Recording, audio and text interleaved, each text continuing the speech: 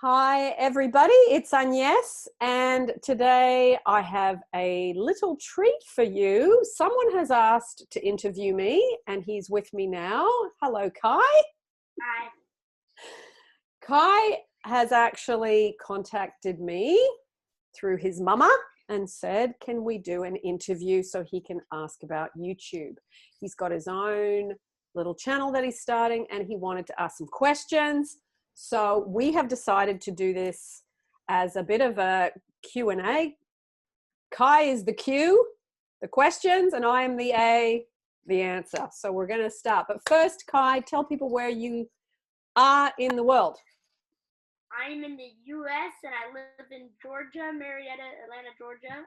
And yeah. And how old are you? I'm turning 9 in March, but I am technically 8. So okay. Fantastic. Okay, well, let's get to it. Go through your questions. I'm going to be your little guinea pig today. Okay. What would be your advice to someone like me who wants to have a successful channel? Good question. I think, firstly, you have to have fun, as in whatever your content is about, you make it fun for you. That's the first thing. Secondly, try not to think about getting views and getting subscribers, because getting doesn't work. I think if you really want to become successful, you ask yourself the question, how can I give? Whether you give something funny, whether you give something as information to people, see if you ask yourself that question before you do any videos, how can I give or what can I give? Then you can have a much better and a much more successful channel. Because a lot of people on YouTube are always asking for things. Give me a like, subscribe to my channel, and you're thinking, hang on a minute, I came here to receive something, to find out something, to be entertained by something. I didn't come here to give you something. So if you can remember that, I think that's one of the most important things. See what you can give rather than what you can get. Okay. Yeah? I shall remember that. Yeah? All right. I don't know if I want to ask the questions in order. We might kind of mix them up a little bit. Mix them up if you want, yeah. All right. Let's see. Have you ever had your feelings hurt because of YouTube? Like, has anyone done a comment that is kind of mean and you didn't really like it? Or is someone hurt your feelings on YouTube for any reason? I'm not that sensitive about stuff. I don't really, if somebody says something negative to me, I just think, oh, okay, they're not having a good time here and they need to come and, bother me. But what does upset me and I wouldn't use the word hurt, it's made me angry, is when somebody has made a comment and attacked somebody else in the comments. If somebody's done that, I've kicked them off my channel. Because people come because they want to learn, because they want to find something out. Sometimes people aren't feeling good or they need a bit of entertainment or whatever. And if they just come and make a comment from a place of wanting to understand or wanting to learn and somebody else jumps on them in a negative way, that's something that I do get upset about, and I won't let it happen on my channel. So in the whole time I've been YouTubing, which has been since about 2015, I think I've kicked 3 or 4 people off my channel. So it's about 1 person a year. So it's not that much. Well, that's good. We know there's a lot of good people in this world. There's a lot of good people. Yep. Check that one off. Okay. Let's see. How many videos did you have on your channel before you started making money? Oh, good question. See, when I started YouTubing, you didn't have to have 4,000 views and 1,000 subscribers to make money. Now you do. So when I started, I remember I wasn't doing many YouTubes. I was doing like 1 YouTube a month or maybe 2, because I wasn't really taking it seriously. It was just kind of something I did for fun. Then I did 90 YouTubes in 90 days. So I did 3 months of a YouTube every single day. Then my YouTube channel started getting more views and more subscribers. And it was probably, I would say,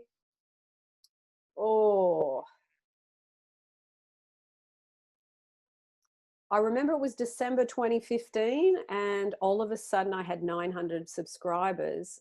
And then January, all of a sudden, things just started moving. I don't know why. I think it was people had time off because it was Christmas. They were watching YouTube more. All of a sudden, my views and my subscribers started to really go up. So it was probably a year and a half, maybe just less than 2 years, between around a year and a half, I would say, if I remember correctly. Okay. Yeah. Let's see. Do you plan your videos in advance, or do you just like film them and just be like, I wasn't expecting that, but I'll do it anyway? Good question. When I did 90 videos in 90 days, I planned them because I knew that I was going to have to do one every day, and I'd made a decision. That's what I was going to do. So I got a piece of paper and I wrote, okay, I'm going to talk some YouTubes about this, some YouTubes about this, some YouTubes about this. And then I broke them down into little categories. So other days I'll be having a conversation with a friend, and she'll say something, or the person will say something, and I go, oh my God, that's a really good question.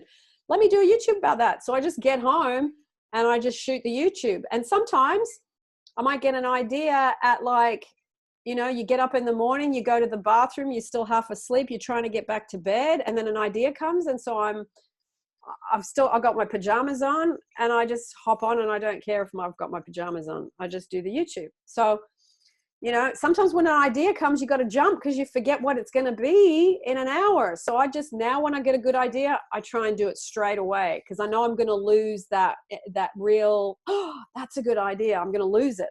So, yeah. Well, I'm only 8, so if I have a really good idea, I might want to do it. My mom's like, no, come eat breakfast. No, blah, blah, blah. Well, maybe your mom will give you a little bit more, understanding now. Do your YouTube, then you can have your breakfast. Okay. Let's see. How do you keep working on your channel when you feel tired of it? When I feel tired?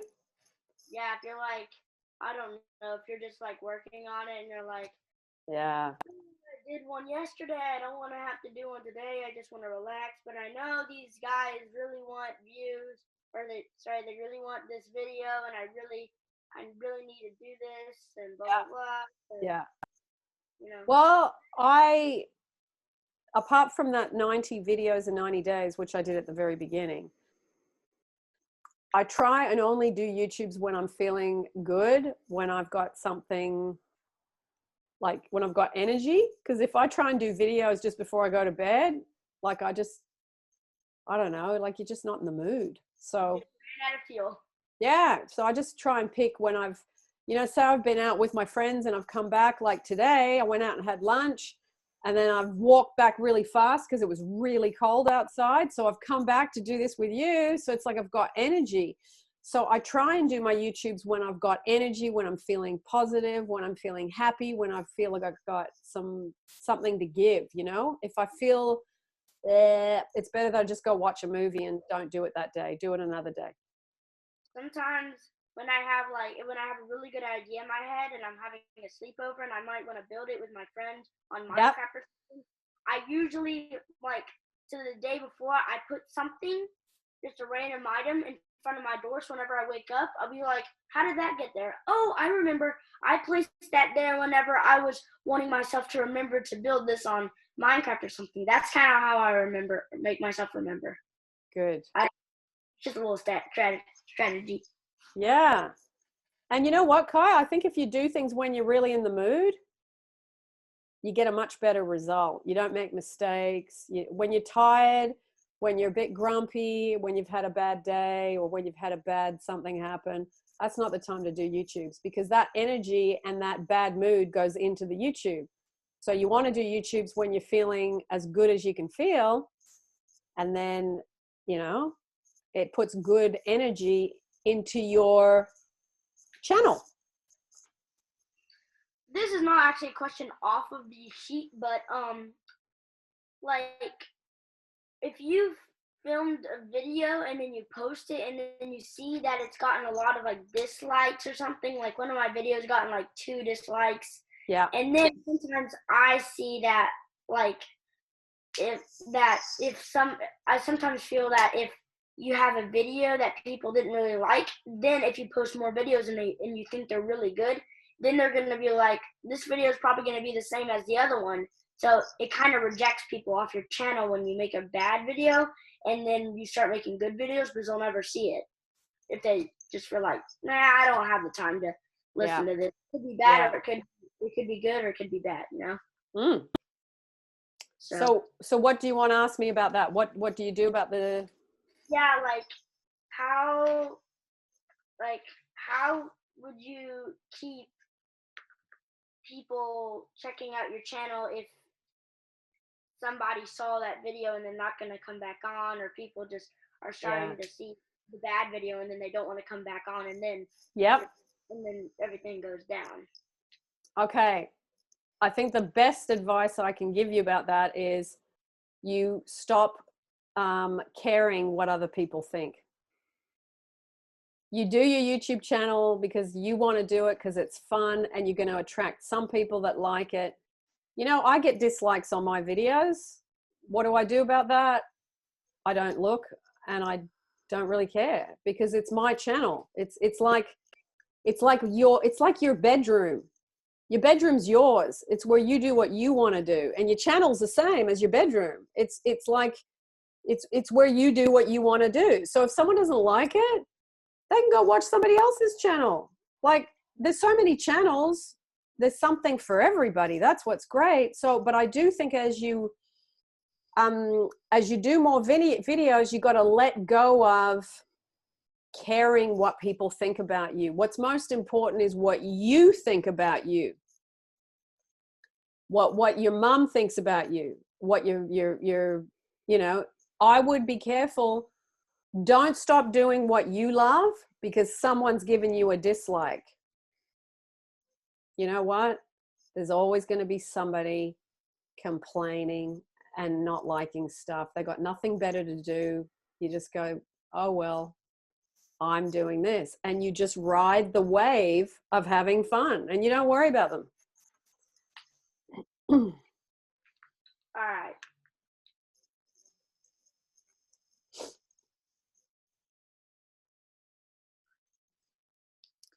All right. Do you think it is more difficult now than it was 10 years ago to be successful on YouTube? No, because 10 years ago, YouTube had only started.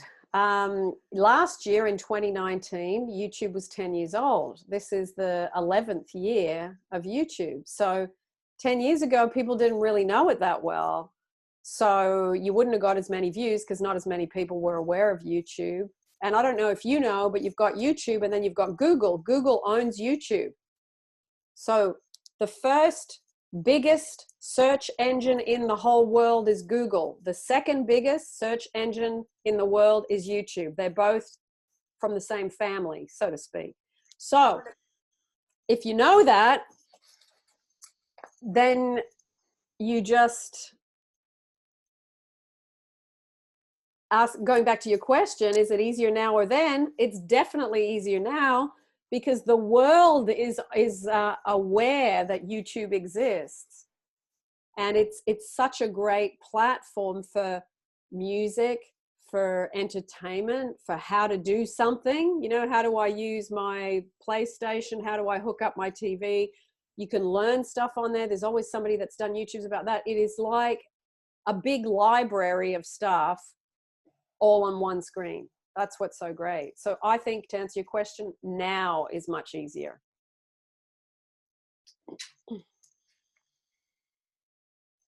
All right. What do you think made your channel successful? I think sharing information that gives people relief. So if you're going to have a YouTube channel, you got to think about a few things. How can I entertain people, such as music, sports, gaming? You know, some people get on there for makeup and different things. So you've either got to entertain people, or you've got to try and give people relief, as in they don't like, say they're having trouble at school, or they're having trouble at home, or they're having trouble at work, or they're having trouble, they're sick or something. You got to try and give people some advice to help them get relief, or you have to entertain them. I think YouTube is two things. So either way, you've got to choose what your channel's going to be about, I think, in those two categories. Okay. Well, this kind of popped in my head. I might have to go back to a question Yep. about getting subscribers and views. Yep. It's just kind of an addiction to most YouTubers, and including me. Is like when I start the video, I might talk about it a little bit, and then I say like, make sure to go subscribe and like the video and stuff. Yeah. Most YouTubers do that, and I don't know if that's making them like, come subscribe to me. I need subscribers. Come. Give me subscribers, views, everything. Yeah. Yeah. It's kind of an addiction when you're getting a YouTube channel. It's just you automatically say that. Yeah, and you say that because you've seen other YouTubers do it. But ask yourself, when I'm watching someone's channel, when they say that to me, does that make me want to subscribe? Does that make me want to watch? Probably not, because they're trying to get something from you. If someone believes they're good at what they do, they don't need to say that. Because people are smart. Whether you're 8 years old or 58 years old, people know how to use YouTube. People know to subscribe. They know to give you a like. We don't have to say that. It's obvious. So it's the people that don't say it. It means you're confident in yourself. So if you can start doing a channel without saying that, you're going to be different to everybody else. Because see, people just copy what other YouTubers do. But then I was thinking, if I'm really good at what I do and I believe in myself, I don't need to tell you to subscribe. I don't need to tell you to give me a thumbs up, because I'm not trying to sell you anything. I'm trying to give. Going back to the getting versus giving, I'm here to give you something. I'm not here to try and get anything from you. And if you do that, Kai, you will set yourself up as different, because everybody nearly says, subscribe to my channel, give me a thumbs up, join my this, do that, always trying to get you to give them something. So if you just drop all that trying to get, you will be different to the others. That'd be one of my best advices to you, is that one thing. Okay. And for some reason on YouTube, when I film a video, like one of my videos, it was like I filmed it and we really weren't paying attention to the time. We were just having fun with it. Like Yep. It was like 24 minutes or something. I tried, and this has happened before, and I had to delete it. But my videos can only be 15 minutes long, and my parents say that's enough time, but sometimes when I have a really good video and I just want it to be really long, it puts a lot of pressure on me. Yep. Because I might be filming and then all of a sudden I look down at the time, it's like 13 minutes and I'm like, oh no, this might take 5 minutes or something. I have barely any time. It just puts a lot of pressure on me. Yeah. So I was wondering if there's like a way to change that, or if you have to get more views in order to change that, or I really don't know. I think when you're starting, when you've got, say, under 500 subscribers, I would stick to doing 4-minute and less YouTubes. Why? Because no one knows you yet. So people are much more willing to listen to you talk for a minute or two than they will be to listen to you for 15. So as you get to 500 subscribers, as you get to 1,000 subscribers, you can do longer and longer videos, and you will get people to watch for longer because they get to know you, you see. But in the beginning, do between 3 and 4 minute videos so that people get to know you. That's enough, because people have very short attention. Very short, especially when they don't know you. I saw one of your videos and it was like 5 seconds long. It was very short. Was it 5 seconds? I thought I did like 1 minute, but not 5 seconds. No, not exactly 5 seconds, but probably like, I don't know, maybe 50 seconds. It was a very short video. Yeah. There's some that are, there's a little series that I do that are little bite sizes. So might just be one little thought about something. Think about this. And then it's like short, see you later, I'm gone. That's it. In and out.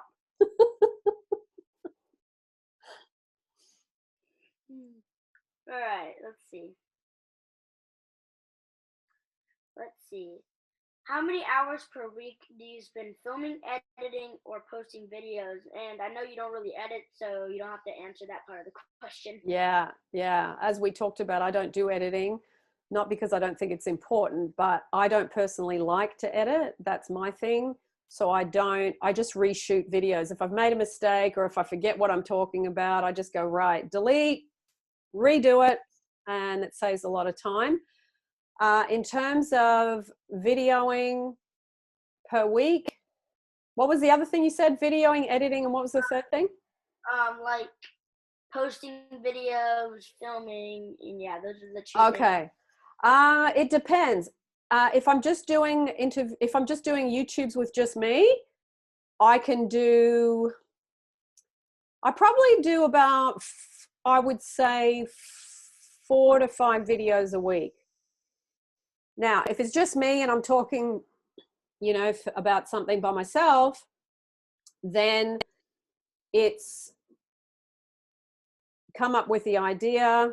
That could be, usually I have a list of things I'm going to do. Like if I think of something, say it's a success story or it's an idea for something quick, I just have a little piece of paper and I just write down my ideas, and then I go, okay, when I'm going to do some videos.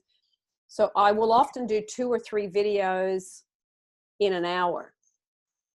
So I'll video 2 or 3 in an hour. What were you going to ask me? Is this interview right now, is it going to go on YouTube? Yep. So when are you planning on posting this one? Well, this will go up in the next probably 2 or 3 days, I'd say.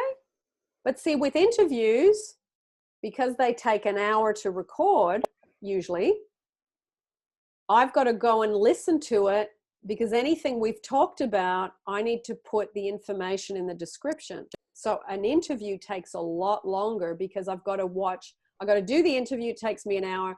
Then I've got to rewatch the interview, it takes me another hour. And then I've got to add all the links in, which probably takes me about 30 minutes. Then I've got to do the thumbnail. Then I've got to do, there might be other videos I want to add into the description. So I've got to find them, drag and drop them in and all of that. So it depends. Interviews take a lot longer because they're a lot lengthier to rewatch, you see. But I probably do 1 to 2 interviews a week. And then I probably do 2 to 3 short YouTubes a week. 3 short ones, 2 long ones. Okay. Yeah. Let's see. So Kai, to answer your full question, I would say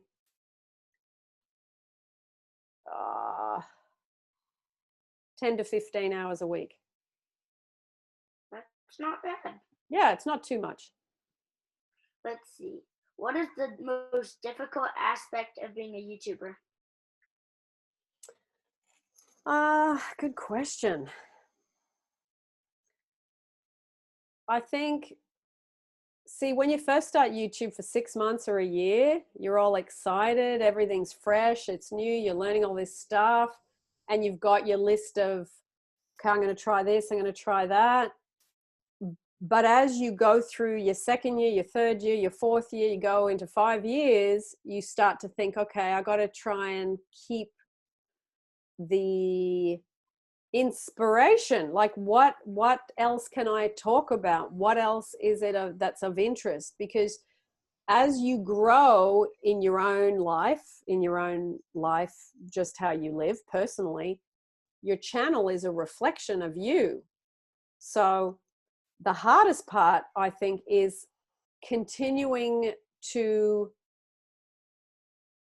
keep fresh and new ideas coming in so that you still have the energy, the enthusiasm, the fun.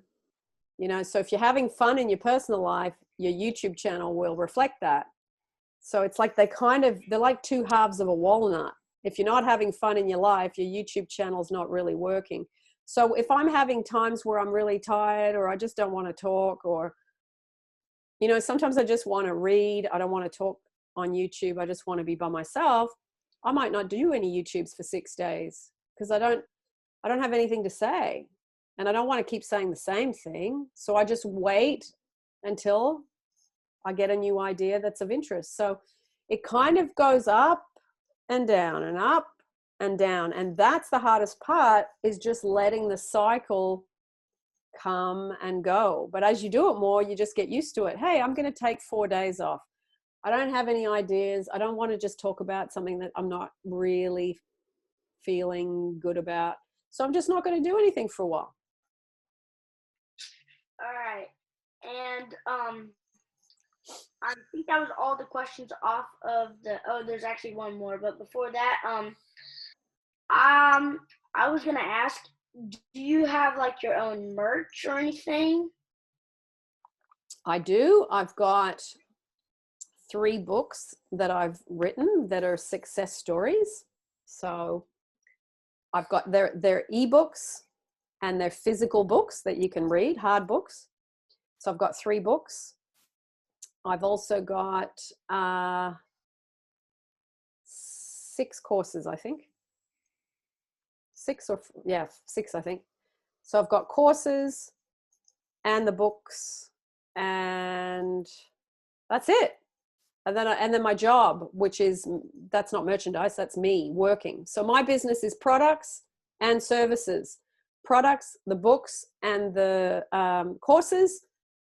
The services, me working with people, as in through email, they pay me, and through like working like this with people. Like this is how I work with people. Somebody's there in the US and I'm here in London, and we talk for an hour and then people pay me for that. So it's like, you can think about with YouTube, do I want to do merchandise and it needs to be relevant to my business?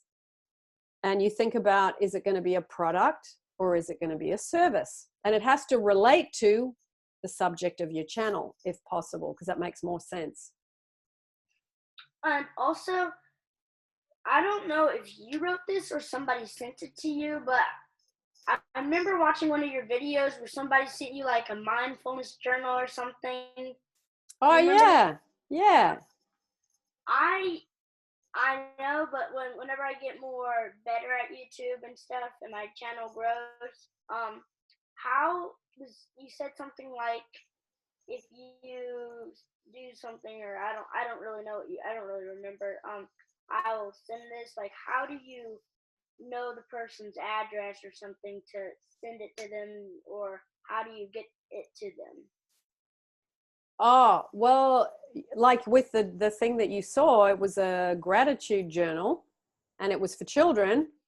So the lady contacted me and said, would you mention this on your channel? It's a gratitude thing. It fits in with what you talk about. She said, I'll send you one. Where can I send it? And in Australia, where I live half in London and half in Australia. When I'm in Australia, I've got a PO box, because that way you have to think, okay, do I want people knowing where I live? You know, you're a child, your mom might not want that. So it's having a place that you can post things to, or people can post things to you, that people don't know your address. So I've got a PO box in Sydney, so people don't send things to my house. Okay. Next question. If you had to choose Do you think good content or connection with people in videos is more important for a successful channel?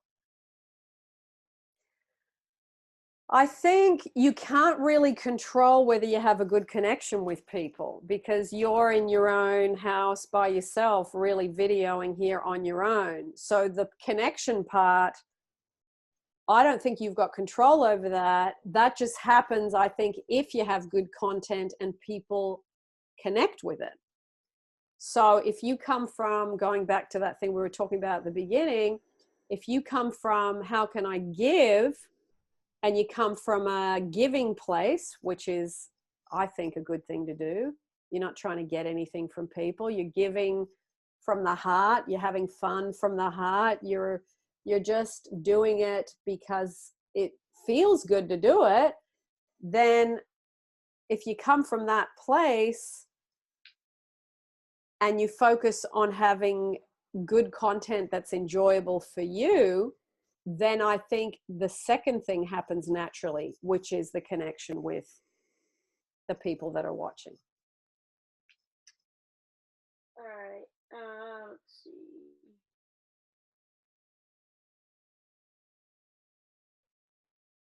All right. Do you make more money from the services and classes, or you offer, or from ads? I don't do any ads.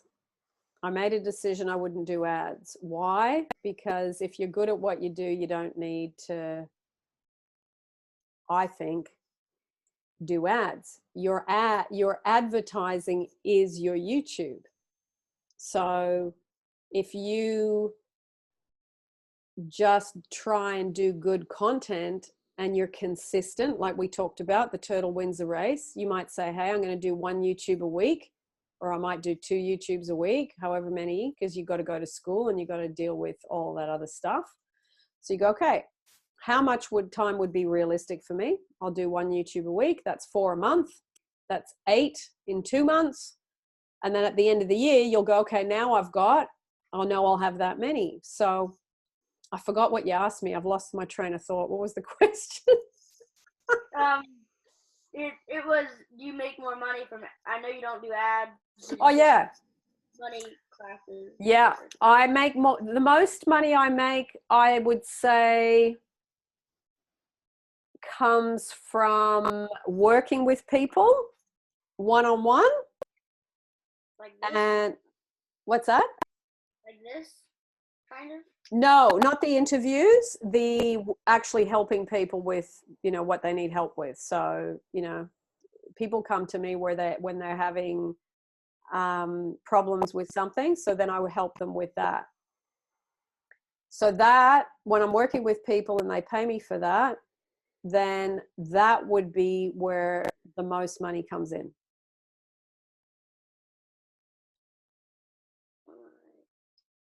Let's see, how are we doing on time? We're all good. You keep going as long as you want. Well, let's see. My mom put a lot of questions in here, and here are some personal questions. Yeah. All right, let's see.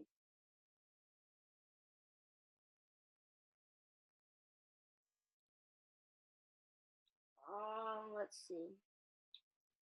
What would you do if you won the Mega Millions lottery? Like, what would you do with the money? I would buy my mum a house first. And then I would look at setting up some kind of program, help for homeless people that don't have anywhere to live, people that don't understand, they can't access the internet, which means they can't get information to learn. So I would, try to give them somewhere to sleep, something to eat, and then give them access to being able to learn. So basically all the information that I've learned, and it doesn't have to be people could, as long as people have got internet access and Wi-Fi, then they'd be able to start to learn, and you would be able to help them, and get people to help depending on what they're really needing. I mean, some people don't write very well. Some people don't speak English very well. Some people don't know how to do maths, you know, even adults. So if you've been living on the street, there's a lot of things you wouldn't have learned. So I think for me, if I did win the Mega Millions, it would be to start to help those people that do not have the basics. Because when we live in countries like the USA and England and Australia, these are first world countries that we really have no excuse why people are living like that in these countries. So I think it would be a great place to start. All right, let's see. What do you think kids my age should do more of, or what should we do less of? Good question. It can be just anywhere, like at school or anywhere, or on YouTube. It doesn't matter. I think, well, I guess the thing is, when you're at school, you have to learn what they teach you. And that's something you can't control, unfortunately, just like I couldn't control it when I was at school. I think the thing I'd love to see kids doing more of, and this is something that the schools would have to implement, it's learning how to be more free, to create things that you love. And you learn that from when you're young, not that you're told you have to do this, you have to do that. When you're young, you're naturally drawn to certain things, and those things are usually things you do after school, the things that you enjoy. And if you could develop those things and learn about them more deeply, and a lot of the stuff you learn at school that you're not really interested in, or you're not really good at, or you're not, you know, I mean, I look back, I wasn't interested in maths. I've never used maths since I've been at school. Now I'm not a numbers person. I'm a colors and design person. So those kind of things were useless to me, and I was never, but we still need to know a little bit so that you can know how to add up your money. When you get older, you need to know how to add up so that you know what you've got. So I think you need a certain amount, but I think if we could start younger to learn about how can I really go into the things I love and do that more and more. So when I'm an adult, I can be working in things that I'm interested in. I think there would be so much more happier adults, because you probably notice there's a lot of adults that aren't happy. They go to work, they're not happy, they grumpy, they complain, they've got no joy. And not all adults are like that, but a lot of adults are. So when you're a kid, you know how to have more fun. And that's something that children can teach adults, is how to go back and have fun. But so if you could go to school and do more of the stuff you really love, whatever that is, that would be great if you could do more of that as a kid within the school system, not just after school. And what I would say about doing less of is, because see, you're born into technology. You don't know what it's like to not have technology. So what I would think to do less of is that you get off the devices and you go ride your bike more. You go and, you know, whatever it is, you go and build a treehouse with your friends in the backyard, whatever, that you do more stuff with your hands and with your eyes and with nature, and you get off the devices. Because I think because you're born into devices, you don't know the difference. So, and that's okay. That's just your generation. You're born into that. But there is such a lot to be learned from being in nature. Nature is the biggest and greatest device of all. It shows you how everything works, and it's free and it's accessible, and devices drain your energy. Nature builds and restores your energy. It's a force that gives to us as human beings. So I would say do a bit more of that if you can. Well, the thing is, I don't know if you have the same rule where you live, but I can't just call a friend over and we just go chop down some trees and build a treehouse. That's kind of against the law around here. Well, I'm not talking about chopping down trees, but you work out, okay, what could I build this out of? In this day and age, there's a lot of stuff you can recycle. So you can look at what could I build it out of that people are throwing away? What could I build it out of? You know, and you go, okay, let me build something, a tree house not made of trees. Let me build a house built out of whatever is recyclable in your area. So you could do something like that. Yeah, chopping trees, not a good idea. I've already had one tree fall on our house from a lightning strike. Oh, gee. Wow. That would have been scary. Good questions, Kai. My mom mostly set these all up. Well, she did a good job. You're doing a good job asking them, though.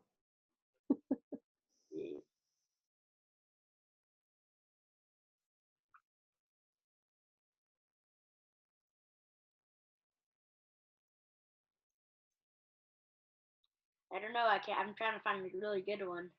Hang on, I'll pause this. Give you go. All right. If you had to pick just one place on Earth, what is your favorite place? Whew. I would say my favorite place at the moment is the desert in Australia. Australia is a bit like the US. It's a big country, but in the middle, it's all desert. No one lives there except for the people that are native to that country, which is the Aboriginals. So all the people around the outside, like a donut, there's not much in the middle, but I love to go there and be where there's, you know, there's just the dirt. Red in Australia, the dirt's red. It's deep red color, and I love going there. There's not many people there. I book into a place that I love. I go and ride a camel. I like to just be by myself. Then I can do YouTubes from there. That at the moment is my favorite place in the whole world. All right.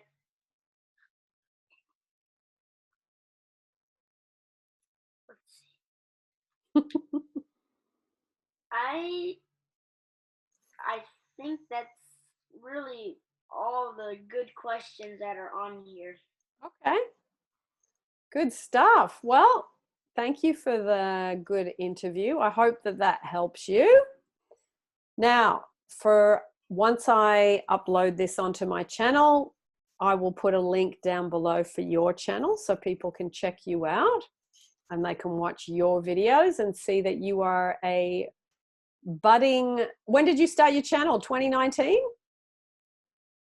Something 2019, 2018, something like that. I was about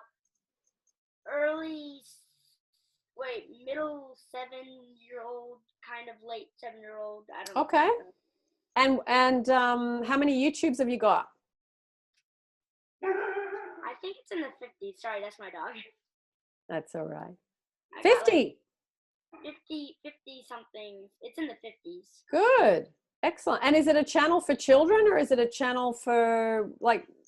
Really a channel for all. For all. Okay. I mean, it's mostly for children because I'm kind of a child and I don't understand what would entertain adults. Like some adults make channels for kids, and I love watching adults act like kids because it shows me that they're going back to their childhood. Yeah. Yeah, for sure. Yeah, so I'll put the link down to your YouTube channel, and then because there's lots of people that watch my channel that have children. So we will see how you can. What's that?